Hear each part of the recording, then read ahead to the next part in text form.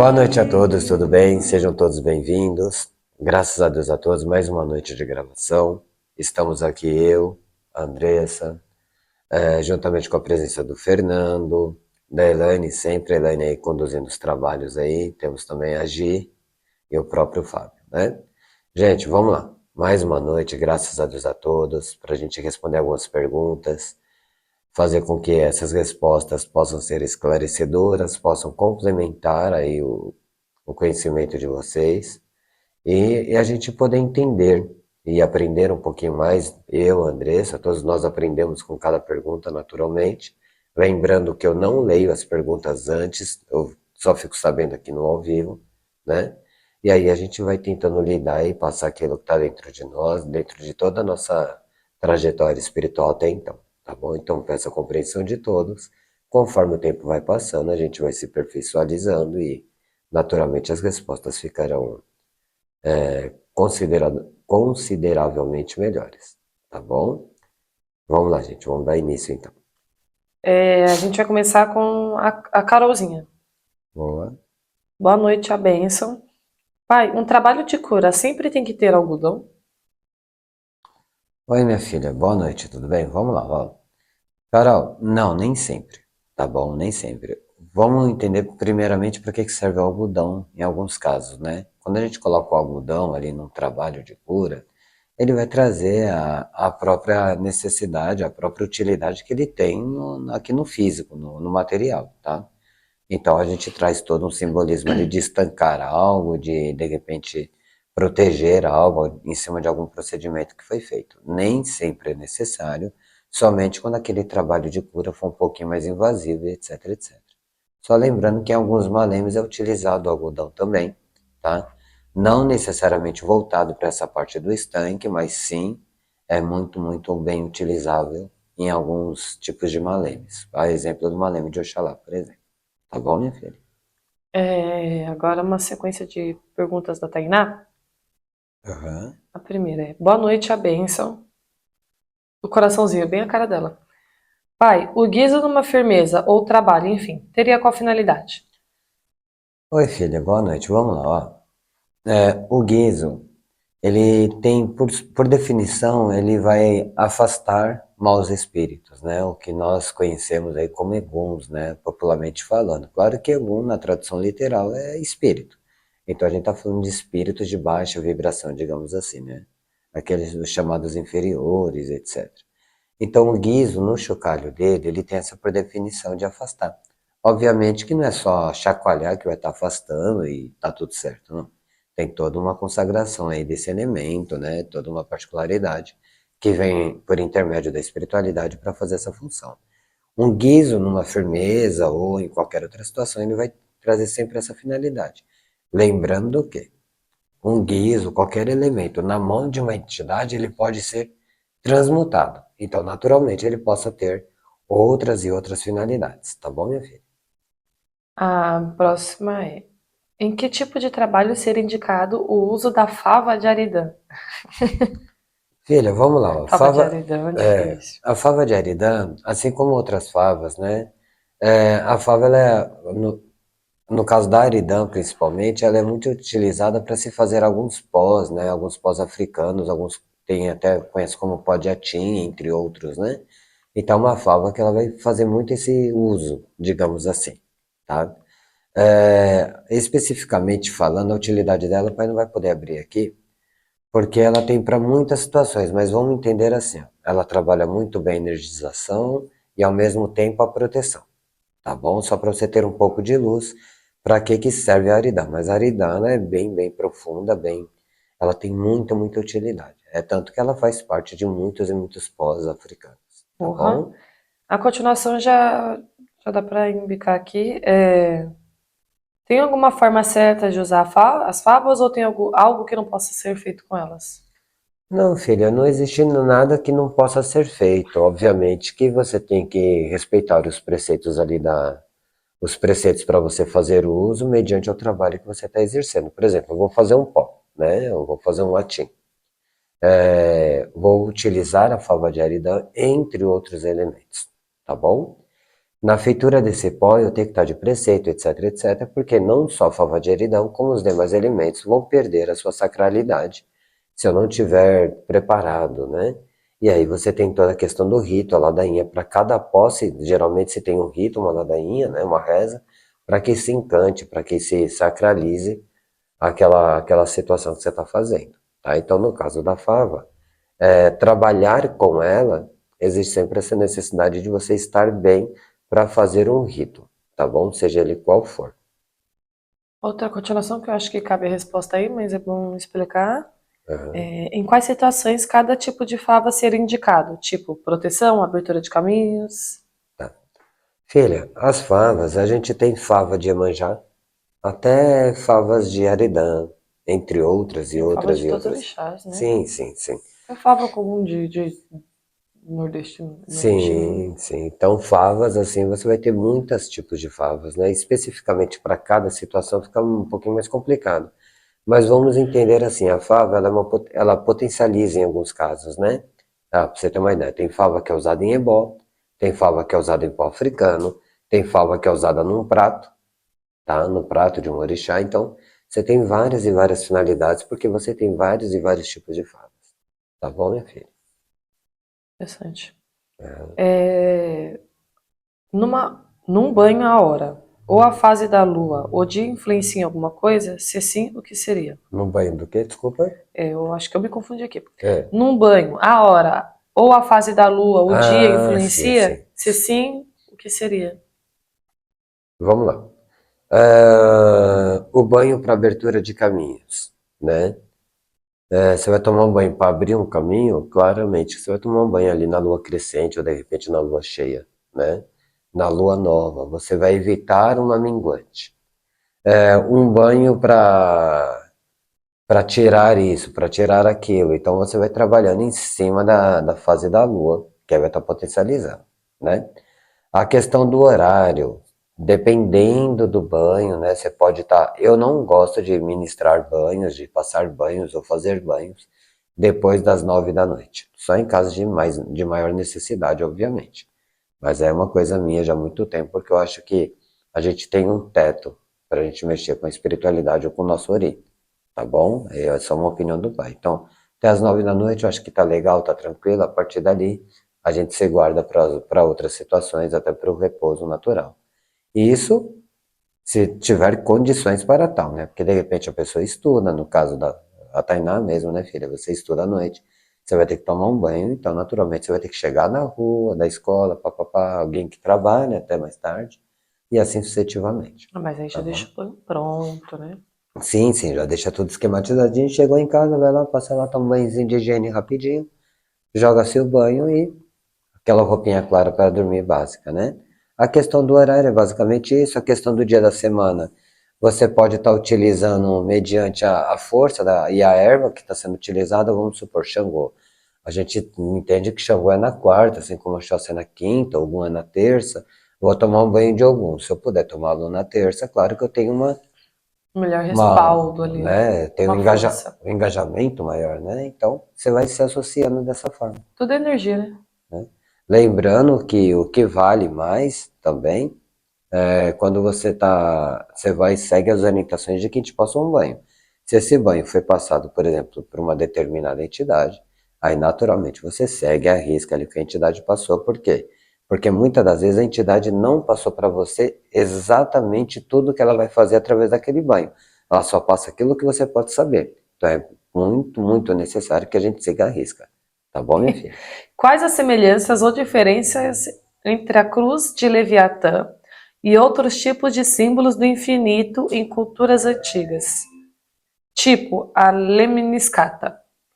Tá. Filhota, vamos por partes aí, tá?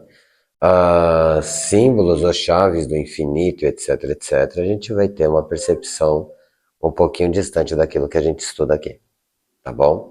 Distante no que eu falo é no ponto de vista por quê? Porque aqui nas gravações a gente tem aí muitas pessoas assistindo, né? E aí você está diante de um sagrado que de repente não é tão propício assim a ser exposto. O pai vai dar uma pincelada, mas é só para trazer luz e não deixar a resposta vazia, tá bom? Vamos lá. Só em termos de pincelado, vamos entender o que que é Leviatã. Não adianta a gente falar de cruz de Leviatã sem entender quem é Leviatã. Leviatã é o detentor do caos, né? É aquele monstro mitológico que consta até em algumas escrituras sagradas e etc., que ele detém o caos, onde ele será solto para poder mexer com a humanidade, enfim, né? No Então você caso, aquela última passagem bíblica lá do Apocalipse seria o Leviatã que viria para acabar com. não necessariamente, mas sim, é que depende, é que você tem interpretações. Dentro da própria Bíblia você vai ter várias e várias interpretações, né? Mas basicamente, de uma forma geral, para aqueles que são cristãos, aqueles que não, aqueles que conhecem a palavra, aqueles que não conhecem, e assim sucessivamente, de uma forma bem resumida. Leviatã é o detentor do caos, tá? Ele tem uma cruz, que é a cruz de Leviatã. Essa cruz de Leviatã, em muitos afazeres, tá? Ela vai ser utilizada justamente para que se evite o caos, para que o caos não lhe pegue, para que o caos não lhe alcance, para que você se sobressaia diante do caos. E assim sucessivamente para outros tipos de símbolos e amuletos. Por exemplo, você tem a cruz, né, ou o crucifixo, é justamente para você lembrar e evitar os seus próprios erros, você entender que você teve ali o respaldo do nosso Mestre Jesus, e entre outras situações, para fazer a sacralização do corpo de Cristo, e aí você vai ter várias e várias utilidades para cada símbolo. No caso da cruz de Leviatã, ela tem várias e várias finalidades, e isso na Umbanda, não são todos que costumam trabalhar, assim como a cruz de Caravaca também, entre outras cruzes, mas de um contexto geral, basicamente a questão do caos, tá bom? Isso no caso de Leviatã. Nos demais símbolos de infinito, etc, etc, você tem aí uma coisa mais próxima, dependendo do budismo, dependendo do esoterismo, né? Entre outras articulações e conceitos religiosos. Tá bom, minha filha? Só que o pai não pode explicar conceituadamente, até por questões de desenvolvimento, tá bom? Próximo. Agora, duas perguntas do Sr. Alex, tá? Opa, Nos vídeos. Bom dia, pai e mãe da casa, ele sempre manda. E o desenho da casa do lado. Tenho uma pergunta para vocês. Toda vez que eu fico do lado de umas entidades, fico com ânsia de vômito ou náuseas. É uma sensação desconfortável, não sai nada. Fico com muita vergonha. Também fico sensível com vontade de chorar. Uma parte do meu braço fica muito quente. Por que que isso acontece comigo? bom, vamos lá. Alguns chamam de vibração, radiação, entre outras denominações. Energia. Basicamente falando, é assim, ó. Senhor Alex, primeiramente, uma boa noite. Baixa lá nos abençoe. Vamos lá. Você tem todo um contexto energético em volta de você, né? Um perispírito, áurea, alma, como alguns chamam, né? Então você tem esse perispírito em volta de você, que seria a radiação do seu próprio espírito, basicamente falando, só para você entender, tá, Alex? Um espírito que esteja ali, incorporado numa matéria, ele tem uma radiação, um composto energético, que vai entrar em contato com o seu, porque ambos se aproximaram. Isso gera-se um choque. Esse choque gera-se sintomas, né? Que são sintomas de vibração ou sintomas de radiação. Sintomas esses que pode provocar náuseas, ânsias, entre outros, tá? Mas pode um acaloramento, um suor, né? O que a gente chama de passamento. Isso tudo é ocasionado pela questão de diferenças de energia, tá? Em alguns casos, se você está dentro de um terreiro, se está dentro de um trabalho, você está passando numa consulta ou tomando um passe mediúnico, você sente isso, tem muito a ver com esse choque, né? Ah, mas por que que é náuseas? Por que que é negativo? Por que que é isso? Por que que é aquilo? É negativo por uma falta de preparo, de desenvolvimento mediúnico por sua parte. Porque a energia que está te irradiando, vibrando em você, se aproximando da tua energia, é uma energia muito mais forte, né? Então vai causar esse choque, vai dar esse pequeno mal-estar sim, tá bom?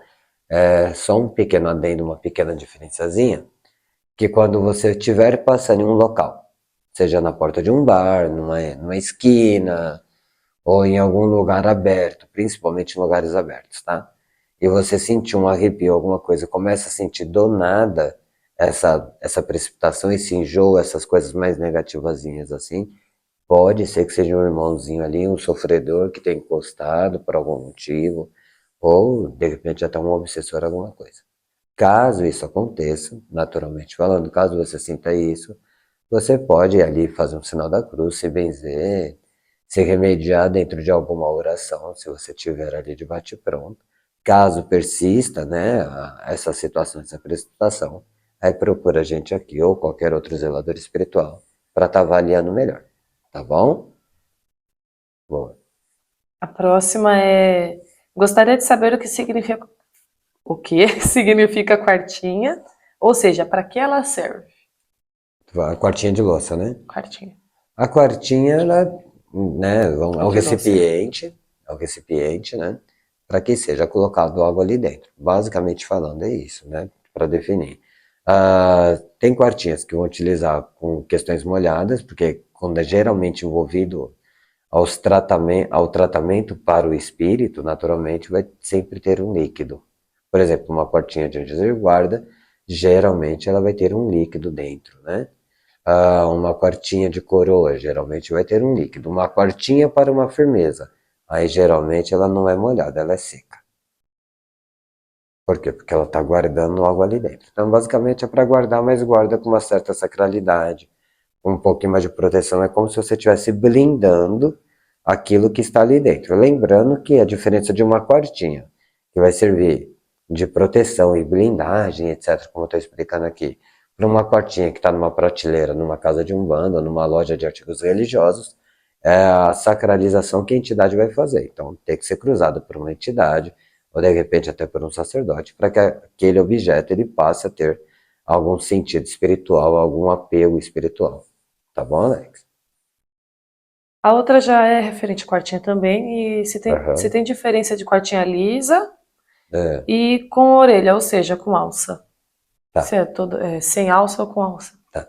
Dependendo da doutrina, Alex, as com alças é geralmente para entidades, se referir a entidades de essência, Com alça?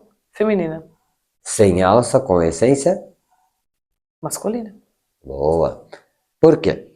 Ah, só que aí você tem uma, por que não? Na verdade, assim, você tem uma questão aí. Mas para masculino é sem a asinha, né? Sem a orelha, digamos assim.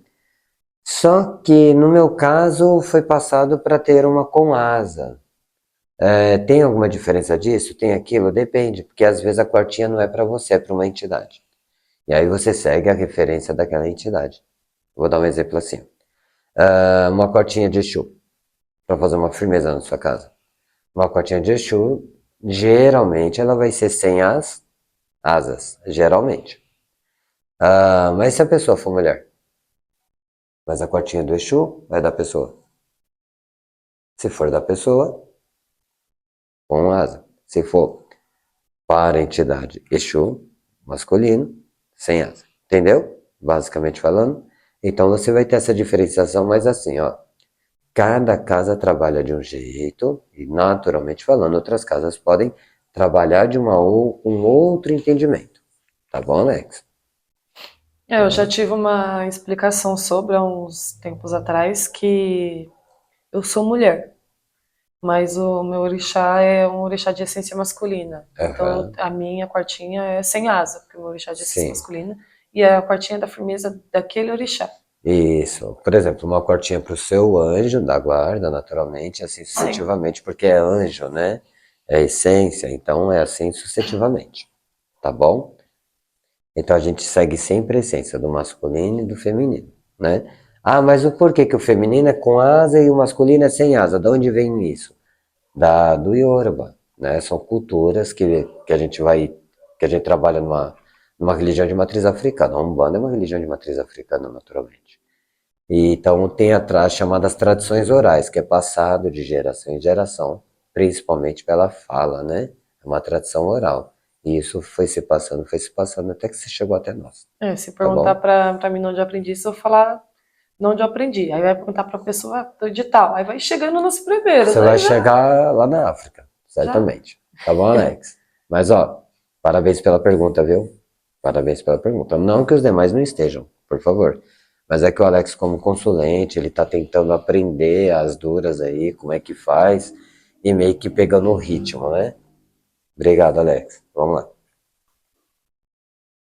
Agora algumas perguntas da tia Elaine. Vou fingir que ela não tá aqui. Claro, vamos fingir que não é ela que tá gravando, né?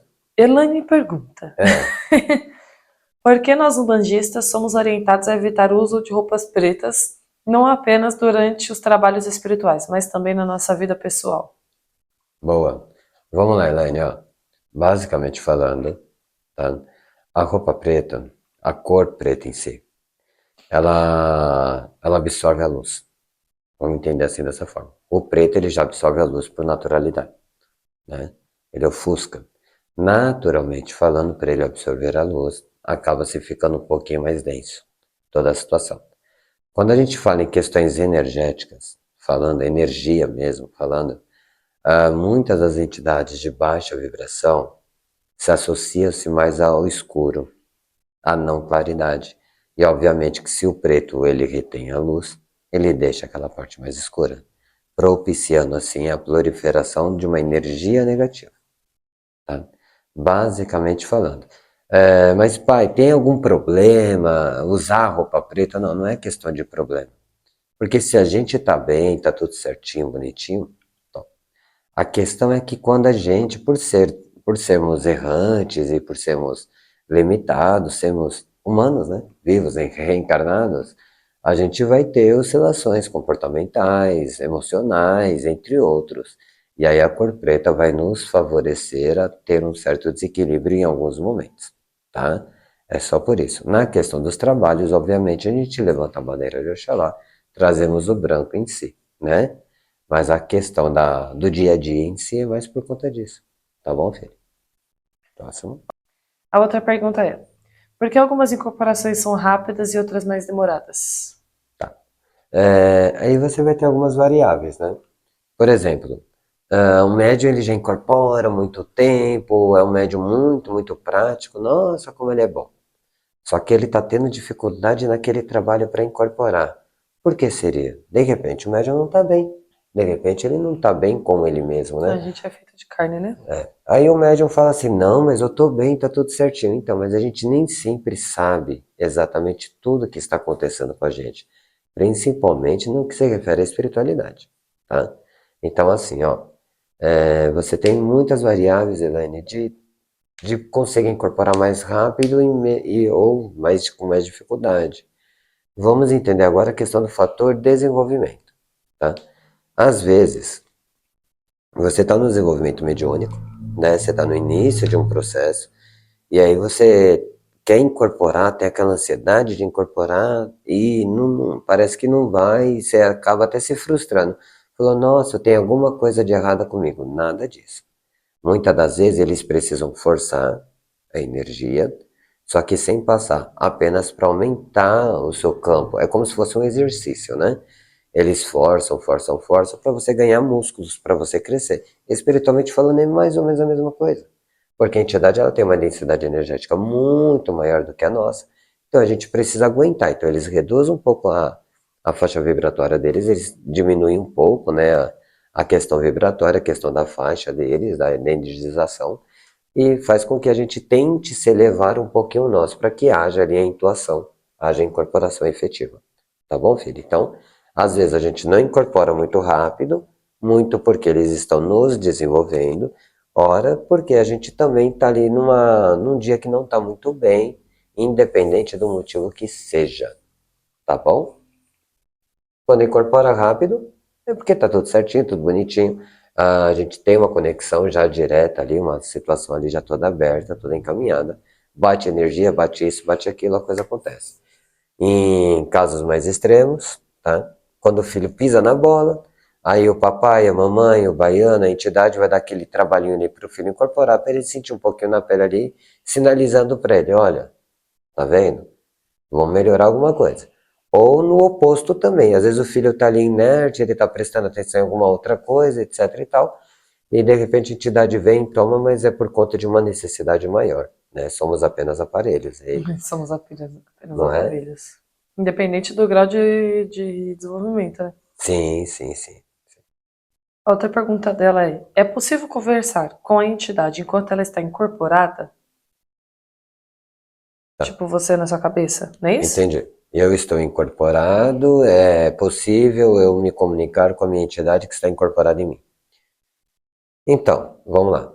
Lembrando que a gente tem, filha, vamos classificar ali três tipos de incorporações diferentes, né? Inconsciente, semiconsciente e consciente, tá? Nas três existe sim essa possibilidade, mas é uma possibilidade não literal. Não sei se assim, se essa palavra vai descrever exatamente, mas eu vou te explicar melhor. A gente consegue se ter algum tipo de mensagem, é tanto que no caso de mediunidades, né, de corporações conscientes, é necessário que o médium ali faça um certo filtro antes de passar o que está sendo presenciado, mostrado, muito uso da tela mental, em caso de incorporações, por exemplo, tá? Para quem não sabe, a tela mental é como se fosse uma televisão mesmo que a gente tem no lado de dentro da testa, basicamente falando, tá? Então, diante disso, existe uma comunicação franca e aberta ali, sim, tá? Vai existir sim toda uma... Agora, se o médium vai ter a consciência total, filha, de tudo que está sendo conversado ali, etc., e a depender do médium, a depender do mentor que está auxiliando, a depender de muitas variáveis aí, tá bom, minha filha? A última pergunta dela aqui da lista. É possível recebermos mensagens mentalmente? Se sim, essas mensagens podem ser das entidades de luz ou de eguns, considerando que ambos possuem a capacidade de comunicação. Bom, primeiramente, parabéns pela exclamação, né? Parabéns aí pelo exposto aí. Mas vamos lá. Sim, sim. A mensagem pelo mental, né? O tal do mentalismo, etc e tal, ou pela a própria intuição, ela já entra um pouco ali, mas é que a intuição é o mental misturado com os sentidos, né? Mas mentalmente falando ali, né? Pelo psique ali tem uma comunicação franca e aberta assim. Tanto com espíritos de luz, como com espíritos que não têm tanta luz assim, ou os chamados inferiores, para alguns popularmente conhecidos como eguns, né? Ambos têm franca capacidade de comunicação. Quem não tem somos nós, não é? Então, se nós estivermos muito bem preparados, etc, etc, para que essa comunicação esteja franca e aberta, receberemos esse sinal, digamos assim. Então, conseguiremos nos comunicar com eles através do mental, sim, tá bom? Na verdade, é eles conosco, né? Então, eles vão conseguir passar a mensagem, sim. Ah, mas até um egum, até um sofredor, né? Vai conseguir? Sim. Em muitos casos, até para pedir ajuda, pedir socorro, né? Então, existe aí uma comunicação aberta, sim. Tá bom? Pode existir, pode acontecer. E acontece bastante, né? Acontece bastante. Principalmente com gente que você é da religião, você está vendo que alguém não é, a pessoa está sofrendo alguma coisa, do nada mostram na sua mente, né? Falam, se comunicam com você na sua mente. Sim, Faz tal coisa para essa pessoa. sim, Aí você vê a sim. pessoa fala, nossa, depois que eu te dei um abraço, eu melhorei. Sim, N situações. é uma diferença bem pequenininha da intuição ali para basicamente a percepção mental, claro, e objetiva mentalmente falando. Mas sim, é mais ou menos esse caminho mesmo. Tá bom, filho? Claro que isso vai mais longe, né? É uma aula aí que a gente teria que se aprofundar, é uma ciência, né? Então a gente, resumidamente falando, é exatamente isso. Tá bom? Agora do seu Fábio, Fabião, mais vamos novo lá. macumbeiro. Na hora da incorporação, tenho que pensar em algo específico? Fabio, vamos lá. Vou fingir que ele não tá aqui também. Vamos fingir que o Fábio não tá aqui, né? Fábio, é o seguinte.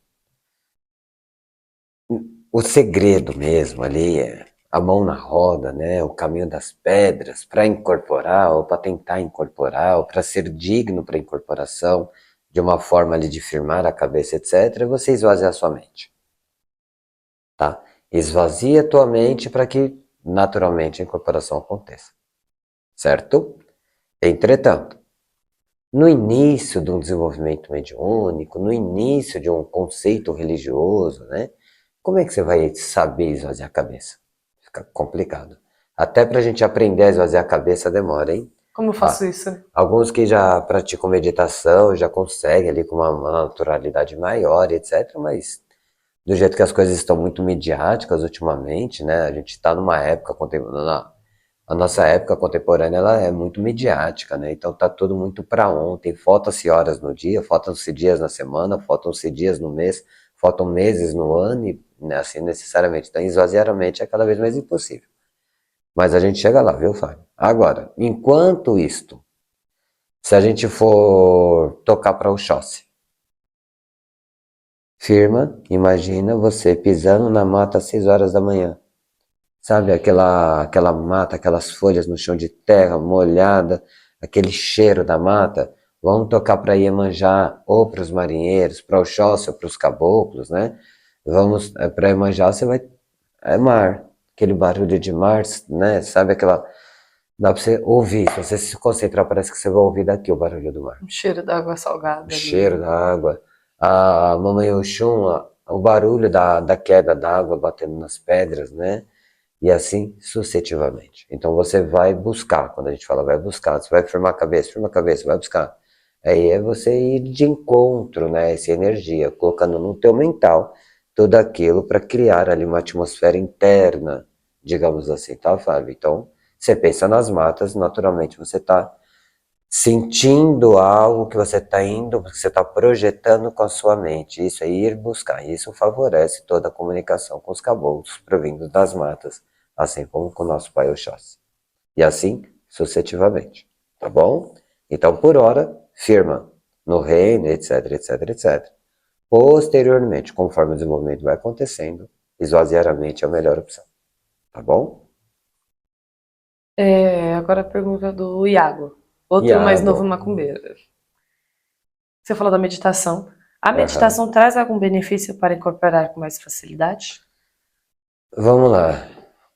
Iago, assim, ó, traz, total. Mas não vai meditar na hora da incorporação, tá? Deixa para meditar diante de um estado zen, diante de uma outra Por situação. entidade longe, que É, audácia! vamos lá, Iago, ó, eu vou me permitir aqui entrar numa outra área, mesmo que você não tenha perguntado, mas é porque faz parte. A meditação é uma das técnicas, tá? Presta atenção, né, Iago? A meditação é uma das técnicas para auxiliar no equilíbrio dos chakras. Chakras são vórtices, são pontos cardeais que nós temos de explanação da energia no nosso corpo, tá bom? Nós temos os 7 principais chakras, mas temos muito mais outros chakras auxiliadores, mas ou intermediários, né? Mas temos os 7 principais ali. Depois eu te ensino categoricamente cada um deles, tá bom? A meditação ajuda a equilibrar os chakras. Se você chega aqui com seus chakras equilibrados, mediante a uma meditação que você fez, naturalmente o processo de incorporação é muito mais dinâmico, porque você está em equilíbrio. Então a meditação ajuda na incorporação, sim, mas dentro do processo de preparação para você vir incorporar, tá bom? Mais uma pergunta do seu Fábio. Boa, Fábio. Fábio Estrela. Tá É, escrito aqui. Estrela o sobrenome. O que fazer para não interferir na hora de riscar um ponto? não querer acertar, Fábio. É não querer acertar, porque assim, somos apenas aparelhos, tá? O medo existe, que bom que existe, porque no dia que você perdeu o medo, perde a Umbanda, tá? Mas o riscar o ponto, quem risca não somos nós. Obviamente que a gente está diante de um processo mediúnico, a gente está diante de um desenvolvimento mediúnico, então a percepção de que eles estão cada vez mais no controle é uma percepção graduativa, não é de uma hora para outra, né? Por ser graduativo, a gente vai se colocar em dúvida, vai se colocar em xeque. Quando isso acontecer, é quando a gente precisa confiar. Confiando, naturalmente a coisa acontece. Ah, mas eu não sei se vai dar certo, eu não sei se vai arriscar certo, eu não sei se vai ser o que tem que O ser que é um arriscado, o ponto, que né? é, o que não é. Para que serve? Então, é justamente isso. É o trabalho do sacerdote, né? Ou do zelador ou da zeladora, é justamente olhar aquilo que foi feito sem o julgamento, a fim de que vai instruindo e ensinando. Imagina assim, Fábio, imagina que nesse exato momento você é o zelador, tá? E aí você tem um filho, você tem uma pessoa no seu terreiro, um filho ou uma filha, que está iniciando um processo mediúnico de desenvolvimento. Ele precisa te dar algo para que você possa mostrar para ele e ensinar mais coisas. Porque você está doido para ensinar algumas coisas sobre ponto riscado para o seu filho, né? Você está doido para fazer isso. Só que enquanto o seu filho não confia de deixar se ele riscar absolutamente nada, você não tem o que corrigir. E você também não pode ensinar deliberadamente, porque senão você atravessa na frente do espiritual. Então, é exatamente assim que a gente se coloca. A gente quer passar informações, a gente quer mostrar, nossa, é só fazer isso que dá certo. Mas não pode porque a gente interfere no espiritual. Isso é uma comunicação digna e somente do espiritual. Tá bom, Fábio? Então, o segredo é confia. Confia que a coisa acontece e vai dar e dá sempre bom. Tá bom? Próximo. O Mateus. Pai, estou com medo de incorporar. O que eu posso fazer? Confiar, não é? Na verdade, assim, o medo ele é muito bom, né? Pegando carona na resposta do Fábio, Matheus. O medo ele é muito bom, meu filho. Nossa, como é bom. O medo faz com que a gente não erre, ou que a gente tente não errar. O medo faz com que a gente canalize e se concentre mais. Se concentrando mais, a gente aumenta a questão da conexão. Então, o medo ele é bom. O medo ele só não pode ser maior do que a fé, tá? Não pode ser maior do que a confiança e a devoção que você tem pela determinada entidade, ou pela casa, ou pelo chão que você estás a frequentar. Então, assim, o medo ele é bom e é necessário. Perder o medo é perder a Umbanda, né? É perder a sacralidade. Então, tá com medo de incorporar? Ok. Pensa no porquê você é um umbandista. Pense em coisas que já aconteceram em você, pense em alguma coisa que alguma entidade já fez para você, ou com você, ou através de você, ou alguma coisa relacionada a você, ou ao seu entorno, à sua família, etc. Pensa no quanto isso é divino. Pensa no entorno do porquê você tem fé no orixá, do porquê você tem fé em determinada entidade. Tudo isso faz com que você se canalize ainda mais dentro daquela situação espiritual. E aí, você se canalizando, você se fecha, você se fechando, a conexão aumenta. E aí tudo acontece. Tá bom? Mais uma pergunta da tia Elaine. Boa. É possível que o médium perceba mentalmente diálogos ou comunicações entre entidades espirituais?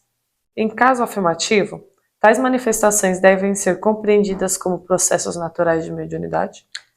Bom, vamos lá. Sim, sim. Só sintetizando, né? Eu estou dentro da gira e etc e tal, a coisa está acontecendo e eu mentalmente consigo perceber um certo diálogo. Mesmo que às vezes não de forma tão clara e objetiva, mas de repente através de sussurros ou ter uma menção que existe um diálogo ali acontecendo ou uma situação ali acontecendo. Sim, é totalmente perceptível, tá? Principalmente, né, a questão do diálogo, a gente está falando de ouvir, literalmente. Dentro de um trabalho, o ouvir, literalmente, é complicado, mas o sussurro pode acontecer. A questão de temperatura, se você sair de um canto e para o outro, ele está mais quente, mais frio, também é uma explanação energética que está acontecendo. A questão visual, principalmente pela visão lateral, a visão periférica que a gente chama, pode ver, você pode de repente ter essa sensibilidade e enxergar algumas funções acontecendo em tempo real, sim. Depende muito do que, minha filha? Depende muito do quanto você está conectada. Depende do quanto você está ali, ó, com a cabeça ali.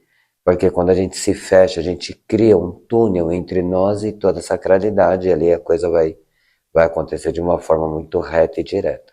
Agora, ouvir com muita nitidez, assim, é um pouquinho mais complicadinho, tá bom? Enxergar com toda a nitidez e francamente, assim, de frente, também é mais complicadinho ainda, né? Ainda mais tratando diante de um trabalho, diante de toda uma situação, tá bom? Agora a Yandra, tia Patrícia.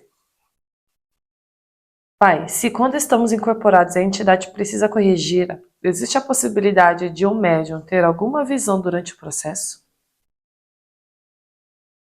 Complicou agora. Não, complicou não, mas pode falar bem isso aí, minha criança.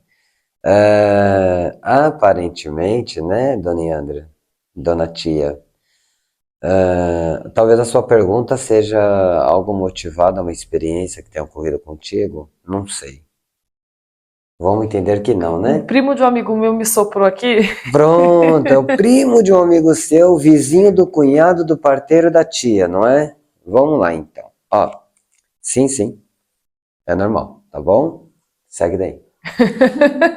Aham, tia, Existe a possibilidade, sim. total, total, mais do que total.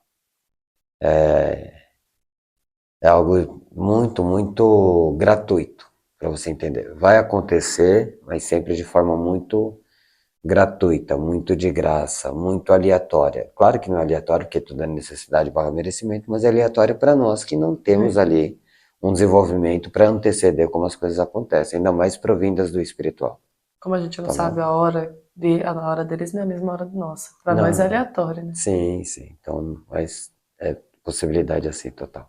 Total, e gostei muito da pergunta e fico muito feliz por essa pergunta, até por achar que trata-se de uma possível experiência. Tá bom? Depois falamos mais sobre.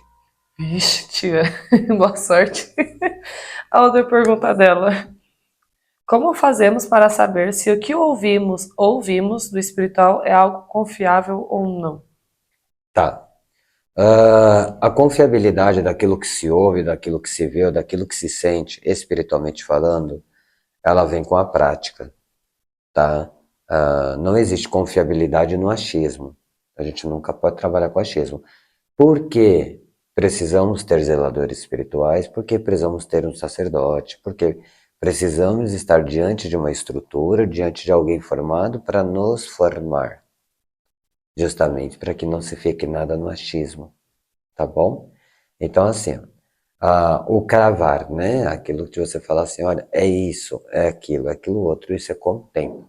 E esse tempo requer prática, essa prática requer consagrações, ou ritos consagratórios, que aí vai aumentando a sua percepção energética, a sua estrutura espiritual, fazendo com que eles possam emanar ainda mais desenvolvimento, ainda mais conhecimento, e aí essa comunicação vai ficando cada vez mais franca, mais dinâmica, mais aberta, e aí você começa a cravar, você começa a ter certeza de algumas situações, tá bom? Certeza dentro do razoável, dentro do possível, naturalmente, né? Eu, por exemplo, falar de mim. Em alguns momentos eu tenho ali uma percepção aqui, outra acolá. Eu cravo aquilo como real? Não, não, porque eu posso estar sendo vítima da minha imaginação. Imagina, quem sou eu? Então, o que que eu faço? Quando eu tenho uma percepção, uma possível comunicação espiritual, um possível contato mediúnico. E aí eu tenho, nossa, mas é tão real para mim. Tá, é tão real para mim, mas também pode ser produzido pela minha cabeça, porque dentro dela tem uma glândula pineal, tem outras situações acontecendo. Então, o que que eu vou fazer? Eu vou pedir orientação espiritual, a confirmação com o espiritual, e aí eu vou aguardar essa confirmação. Obviamente que essa confirmação vai vir por questões mediúnicas também, natural. Mas ela já vem com uma outra roupagem, uma roupagem daquela que eu já estou mais acostumado, aí sim eu dou varia, e aí sim eu falo, porra, é assim mesmo que acontece. Aí é real para mim. Então sempre depende de uma possível confirmação, tá bom? Agora é a última da tia. Em uma, em uma projeção astral, pode É, ocorrer de perdermos o sentido quando voltamos. E é normal doer o ori nesse caso? bom, vamos lá. O que que é uma projeção astral? É a expansão da tua mente para outro estado. Quando eu falo estado, não é outro estado literalmente falando, né? Mas Bahia, em São outro, Paulo. não, uma Ponte Rio Salvador, não. Mas é uma outra parte, um outro local, tá? Então você se projeta, sua mente se emancipa, sua mente vai, né? Aí dá para ser feito, tá? Existem técnicas para isso, etc. E naturalmente existe até um processo ali que você se coloca em transe e tudo bonitinho. Então, assim, neste processo, pode acontecer coisas? Pode. Tem os seus riscos? Claro que tem. Por isso que existem as técnicas adequadas para que você faça uma projeção, ainda mais uma projeção induzida, né? Então existe todo um respaldo. Quais seriam as consequências, por exemplo, né? Você ficar com uma confusão mental muito, muito, muito grande e ali causar algum dano, naturalmente falando, tá? Entre outras percepções, né? De repente você não se recupera do transe. Eu já vi relatos, tá? Mas aí são relatos, não é nada confirmatório. Eu já vi relatos de coma, estado de coma acordado, por exemplo, a pessoa está inerte, ela não existe, ela não responde, não corresponde a nada, o corpo funciona, mas e aí existe aí o relato de que foi uma sequela de uma projeção astral, tá bom? Mas são relatos, nada confirmado, nada específico, tá? Mas existe assim seus riscos, tá bom, tia? E pode se perder sim no caminho sim. E pode doer o ori nesse caso? No caso da dor no ori, ela é muito subjetiva, né? O nosso ori, ele tem algumas peculiaridades, né? Como você vai passar por um procedimento longo, eu não posso abrir muito para você, tá, tia? Mas basicamente falando, Ai, tia. nós temos um orixá dentro da nossa cabeça, vamos entender assim, que é o orixá ori, e ali quando alguma coisa precisa ser feita, ele vai acusar de alguma forma, mas assim ou assado, tá? A dor no ori, se relacionado à possível projeção, é um possível problema na projeção, pode ser que seja acusada, pode ser que sim. Pode ser que seja por um outro motivo, pode ser que sim. Pode ser que a pessoa tentou projetar quando ela não tem essa habilidade, jamais teria essa premissa do espiritual, então ela foi por conta pelo seu livre-arbítrio, aí o Ori acusa porque ela fez algo ruim, algo errado, algo contra-evolutivo, e aí um monte de Ori situações. desequilíbrio, né? Ah, total, total. Tá bom? Mas a gente vai, tia, passa pela sua barca, se inicia na nossa Umbanda, vai de encontro ao seu espiritual.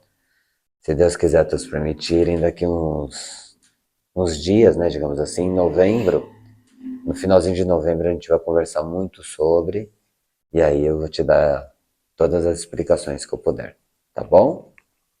Boa, próximo. Agora a gente vai para uma sequência de perguntas da Mai. Boa, vamos lá, Mayara. Boa noite, a bênção a todos. Para Sua que bênção. serviria o anil em um trabalho? Filhota, vamos lá. Primeiramente, boa noite, Paz ela abençoe. Que trabalho. Limpeza, né? Vamos categorizar limpeza. Claro que o anil ele pode ser associado à energização, entre outras funções, outras finalidades. Basicamente, limpeza. Tá bom? Próximo. Para que serve o orobô na Umbanda? Orobó ou orobô? Orobô. Filhota, o orobô, ele na Umbanda, ele é muito, muito pouco utilizado, tá? Claro que a gente tem, a Umbanda, ela é uma, dependendo do tipo de Umbanda, dependendo de como essa Umbanda é praticada, vai se fazer uso, mas é mais conhecidamente no candomblé, tá bom? O orobô, ele trata-se de um elemento que ele vai fazer parte ali da, como que eu posso explicar de uma forma que possa ser explicada a todos, né? O Urubá é um elemento que ele vai ser utilizado em consagrações, em ritos consagratórios. Pronto. Acho que aí ficou bem tranquilo, né? Então, só que na Umbanda não é tão utilizado assim, tá bom? Não é tão utilizado assim. Próximo. Da Mai ainda, tá? Aham. Por que usar o sabão da Costa? Qual seria a necessidade de ser usada e qual a diferença de sabão da Costa africano e o normal? O sabão da costa africana e o normal é as características daquilo que acompanha aquele sabão, né? Então você tem ali um sabão mais do candomblé e um mais da umbanda, vamos entender assim. Claro que ervas e, enfim, não tem religião, né? Quem tem religião somos nós. Então, naturalmente falando, sabão é sabão e sendo ele da costa africana ou não, ele vai ter basicamente a mesma finalidade, mas com outros princípios, com outros elementos para compor ali a sua composição, digamos assim, tá, filha? Mas ó, vamos entender assim. Ó. Sabão da costa, de uma forma assim muito, muito prática, ele é um banho de ervas, tá? Então você não tem aquela erva, toma um banho de sabão da costa. É como se você estivesse substituindo um banho de ervas, basicamente falando, tá bom? Finalidade do sabão da costa, naturalmente, é você limpar energeticamente a sua matéria através de passá-lo, de limpá-lo. Então, você une o útil ao agradável. É o banho de limpeza associando um banho espiritual, tá bom? Então, é como se estivesse substituindo o banho de ervas. Tem mais Próximo. coisas, só que mais... Ah, é uma ciência longa, né? Patati patatá. Sim, sim, sim. Para que um Exu-mirim trabalharia com guiso? Para afastar maus espíritos. E eu respondo, que ele quer. Claro, mas claro que a gente falando de Exumirim, esses caras trabalham a distração, né? É uma E eles essência mesmos. ali que eu costumo dizer sempre, né? Que a magia da Umbanda está na mão dos herês e dos Exumirins. Eu costumo dizer isso sempre. Então, nossa senhora, o que que não dá para se fazer com um guiso saindo da mão de um Exumirim? Imagina, né? Basicamente falando, gente, ó, Exumirim para mim, tá? O Exumirim, ele precisa afastar um espírito ruim de você. Só que você sabe que com guiso faz isso. Ele vai usar um pedaço de uma madeira. Ele vai usar um punhado de terra. Porque ele não vai mostrar para você o que ele está fazendo. Não vai. É a minha opinião sobre a essência dos Exus Mirins. Então, no dia que eu ver um Exu Mirim trabalhando com guiso, eu vou imaginar que é para todos os tipos de coisas, menos para afastar mau espírito. Mas claro que o guiso, ele funciona ali, tem Um dois em um. a funcionalidade, a finalidade de afastar maus espíritos. Tá Sim. bom, mãe? Vai. A última da mãe. Se o Exu e outras entidades podem transmutar as bebidas alcoólicas e água, Tá, transmutar energia, né? ok. Por que tem que ser alcoólica a ser servida a eles? Boa, mãe, vamos lá. Ó. O Exu ou qualquer entidade que faça o consumo do alcoólico, digamos assim, o consumo energético, porque a entidade de luz não tem vício, tudo bem? Consumo energético. A questão do álcool, ele descarrega, né?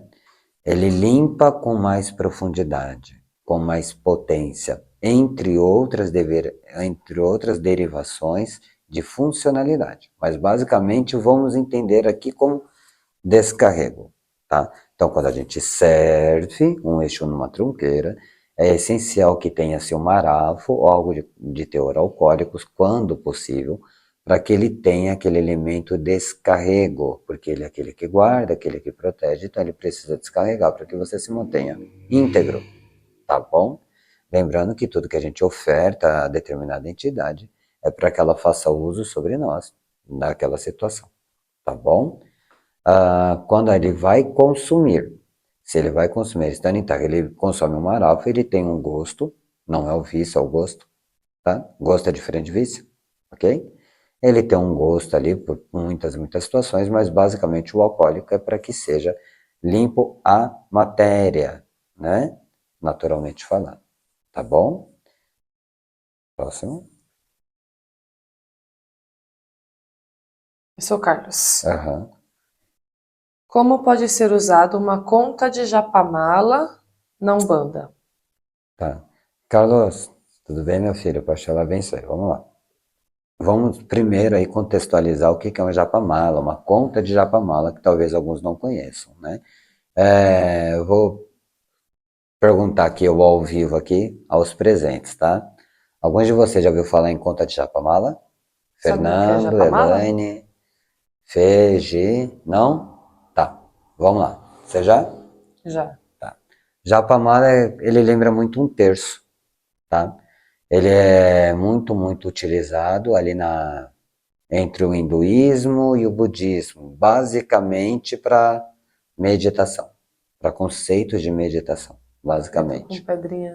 pedras, né? Isso, também, tá? Preciosas. Também.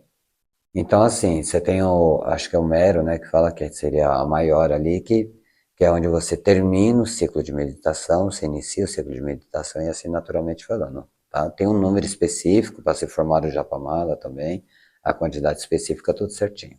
Mas algo que vem entre ali o hinduísmo, no budismo, né?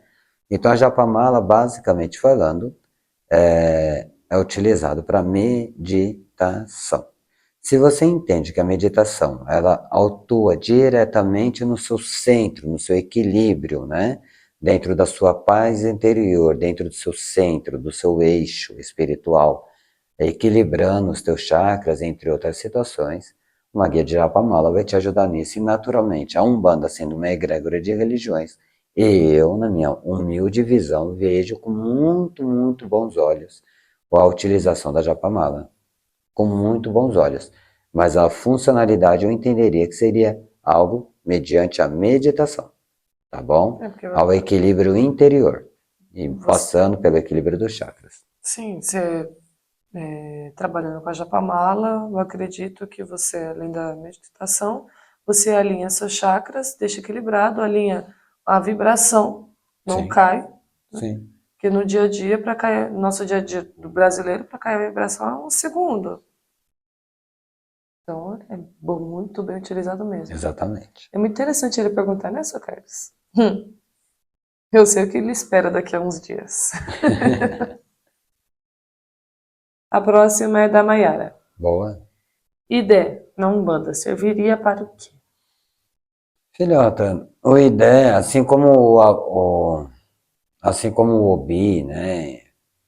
Enfim, o Orobô, entre outros elementos, eles são elementos ali que eles pertencem não muito, muito na Umbanda. Claro que tem Umbandas que vão trabalhar com ideia, entre outros, mas não é muito dentro da Umbanda não, tá?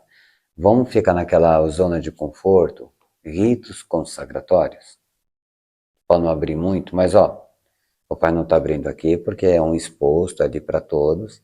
No pessoal, o pai abre para você te dar uma aulinha mais completa, tá bom? A próxima seria sobre a ideia também, se poderia ser usado para colocar em fio de proteção ou brajá. Sim, sim, pode ser usado sim, tá? Pode ser usado sim, filha, mas ó, vamos entender assim. No caso do Brajá, o Brajá ele traz as cores do orixá, mas a representatividade, a persona do Brajá, né? O estilo do Brajá é a persona do caboclo, que é o mensageiro do orixá, basicamente falando. Então, o teu caboclo tem essa essência de trabalhar com ideia? Se tiver, sim, é uma associativa muito, muito boa, muito, muito bacana. É exemplo do que a gente acabou de falar do Japamala, que é algo que agrega, tá bom? Então, sim. Mas claro que teria que ser orientado pela própria espiritualidade, tá bom? Próximo. Agora a pergunta da Iais, nossa Cambone-chefe. Vamos lá, Yas. Todas as pombogiras foram mulher da vida?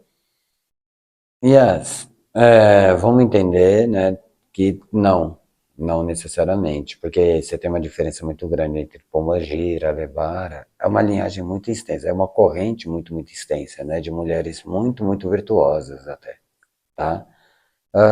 Você vai ter aí, você tem dentro da linhagem, dentro da corrente das pombagiras, e eu já conheci, pombagiras com história de vida tendo sido escravas, por exemplo, tá? Então, não necessariamente todas, tá bom? Já vi passadeiras. Claro que no passadeiras, né? Claro que dentro do comum, dentro do popular, se associa-se muito, né? Mas não é generalizado, não. Tá bom, filho? Próximo. Ainda Iais. Quando a gente morrer, eu vou morrer. Todos nós, né, filho? Um dia. Veremos as entidades que nos acompanham, Pombogira, Exu, Baiano, etc. Então, filhota, Acho que eles vão dar graças a Deus que eles se livraram de nós. olha, eu tenho na minha crença que sim. Tomara até. Tem um acerto de contas aí pra fazer. Mentira. Mentira, sacanagem. Mas assim, eu gostaria muito de ter essa honra, assim, de conhecer no ao vivo, né, se é que dá para ser chamado assim, pelo menos para mim, mais uma vez, bater cabeça e reverenciar o que eles fizeram e fazem pela minha vida, tá bom? Eu gostaria muito, sim. Teve uma vez que eu perguntei para uma entidade, acho que foi aqui, perguntei para uma entidade, acho que foi para um dos seus, deve ter sido seu tranca, certeza. É, Que eu perguntei, né, se ele ia estar lá depois que o cavalo, ou um de nós, se a nossa entidade está. Aí ele respondeu assim, ele virou, eu não, você acha que não tem mais o que fazer? Deu risada e saiu andando. então, eu particularmente, filhota, eu gostaria muito que isso acontecesse, assim, quando eu desencarnar, não quero desencarnar agora, tá? Só para deixar claro. Mas quando chegar a hora, e chegará para todos nós naturalmente, eu gostaria muito de poder realmente, né, sem nenhum tipo de... Eu gostaria apenas de realmente poder bater cabeça, novamente falar, obrigada. Em condição de espírito, agradecer Valeu a por todo o pena, trabalho. tipo, valeu a pena a cada tudo. Valeu a pena. Obrigado. E faria 100% de novo.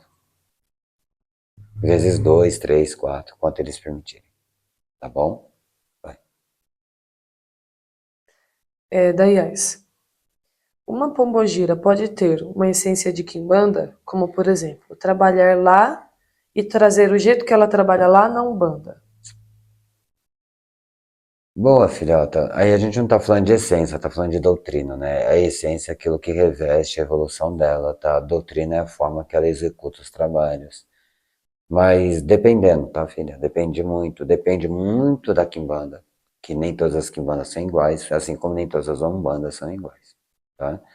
Depende muito no que a doutrina da quimbanda se permite fazer, depende muito no que a doutrina daquela determinada umbanda permite se fazer. Se ambas forem algo similares, naturalmente sim, tá bom? Jamais uma entidade de luz vai desrespeitar ou desacatar um estatuto, né, espiritual interno, digamos assim, às doutrinas de uma casa. Isso jamais aconteceria, até por uma questão de perca de evolução. Tá bom, filho? Mas se bater ali tudo certinho, e tem muitas umbandas que trabalham de uma forma muito similar, como a Kimbanda, e tem muitas Kimbandas também que trabalham de uma forma muito similar com a Umbanda. Principalmente quando você fala Umbanda na linha de esquerda, numa gíria de esquerda, né? E a Kimbanda num dia mais calmo, digamos assim. Você vai encontrar ali uma Semelhança. similaridade muito grande, tá bom? A última, Aham. o que seria a nação dos espíritos? Filha, vamos lá. O que que é nação? Nação da nacionalidade, né? Da origem. Então, a depender de que tipo de espírito a gente está falando, da forma que a gente crê que aquele espírito está, ou da onde a gente está estudando sobre os espíritos, né? Então, a nação dos espíritos, né? Se você for pegar ali os ensinamentos kardecistas, a nação é kardecista. Se você for pegar os ensinamentos Yoruba, a nação é Yoruba. Se for pegar os ensinamentos Keto, a nação é Keto, e assim sucessivamente falando, tá bom? Vamos entender que assim, da onde os espíritos vêm, né? Da onde eles vão. Muitos consideram que seria Aruanda, muitos consideram que seria o nosso lar, muitos consideram e vão se considerando. Naturalmente, a cultura animista considera que vem da natureza, por exemplo, tá? A cultura panteísta considera que a expressão divina em tudo, em todas as coisas criadas, a panenteísta que está além, inclusive dos cosmos, do universo, e aí você entende que o ser humano também, se a expressão divina estar lá, poderia ter vindo de lá também. Então, você tem aí toda uma situação aí, da onde que vem a nação dos espíritos, não é? Depende muito da crença, tá, filhata? Depende. Se você for ler a Bíblia, por exemplo, o Espírito ele vem da aliança, né? Teve a criação, Adão e Eva, papapá, então você tem a aliança de Deus com Abraão e dali para frente tem todo o livro sagrado, né? A Bíblia, como nós conhecemos. Tá bom? Próximo. Tá bom. Acabou todas? Bom, gente, chegamos aqui ao final de mais uma gravação.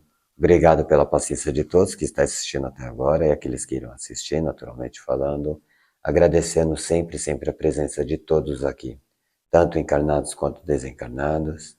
E orientando a todos que estão assistindo, a todos que irão assistir, que humildemente eu peço a compreensão daqueles que estarão assistindo, ouvindo e analisando cada resposta. As respostas aqui dadas, né? Com a maior das nossas intenções, com a melhor das nossas intenções, claro que se baseando nas nossas limitações, tá? Então, assim, eu tenho certeza que se daqui a 10 anos a gente for fazer a mesma situação, as mesmas gravações, acredito eu e espero, naturalmente, que a gente tenha respostas mais adequadas, mais profundas ou mais corretas, digamos assim, porque é tudo uma questão de evolução. Reconhecemos o quanto somos limitados. Se a minha mãe de santo ou o meu pai de santo viesse aqui respondendo no meu lugar, certamente seriam respostas ali mais adequadas, mais profundas, né? Um pouco mais, talvez sim, talvez não, e naturalmente assim se acontece. Então nós temos 10 pais de santo respondendo a mesma pergunta, nós teremos 10 respostas diferentes, porque cada pergunta feita, cada resposta dada passa pelo nosso crivo. Mesmo que a gente esteja sendo intuído pela espiritualidade, ainda assim vai ser passado pelo nosso crivo, por aquilo que a gente entende, parte por aquilo que a gente foi feito e formado durante o nosso processo.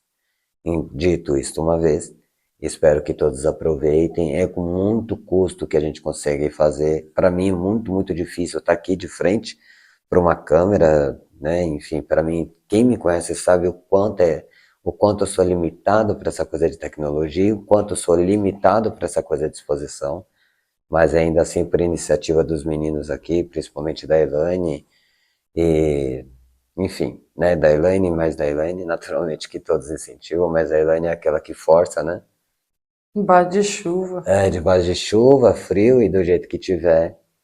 É, mas a intenção não só da Elaine, mas assim como da Andressa, Fábio, Gi, Fábio, Fê, assim como o Charles está sempre aqui com a gente.